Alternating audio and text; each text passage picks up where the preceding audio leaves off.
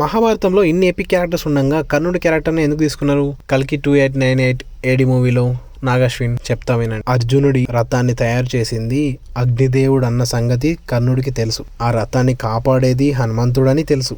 దాన్ని నడిపేది ముల్లోకాలు నడిపే శ్రీకృష్ణుడని కూడా తెలుసు. శ్రీకృష్ణుడు ఎప్పుడు ధర్మం వైపు ఉంటాడు కాబట్టి అతను ఎటు సైడ్ ఉంటే అటు సైడ్ వాళ్ళకి గెలుస్తారని తెలుసు. తనకి కవచ కుండలాలు లేవని తెలుసు. ఆయనకి ఉన్న శాపాల గురించి తెలుసు. ఇన్ని తెలిసినా కూడా కేవలం అతని స్నేహితుడు కోసం అధర్మం వైపు నిలబడ్డాడు. అలాంటి స్నేహం కోసం ఏకంగా దేవుడికి ఎదురెళ్ళి యుద్ధం చేశాడు. అధర్మం వైపు ఉంటేనే దేవుణ్ణి కూడా లెక్క చేయలేదు. ఒక్కవేళ కర్ణుడి జన్మలో ధర్మం వైపు ఉంటే?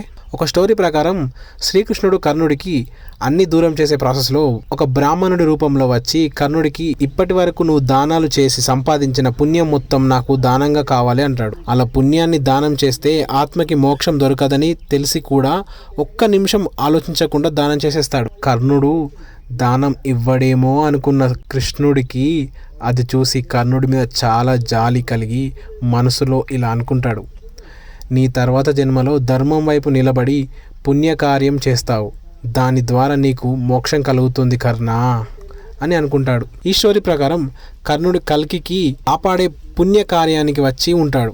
అశ్వత్థామ తన తప్పు ఎలా సరి చేసుకుంటున్నాడో కర్ణుడు కూడా ఈ ధర్మం వైపు నిలబడి మోక్షం పొందుతాడని నాగశ్విన్ కర్ణుని క్యారెక్టర్ని ఇలా డిజైన్ చేశాడబ్బా మన ప్రభాస్ని. ఎంత హై ఉంది కదా.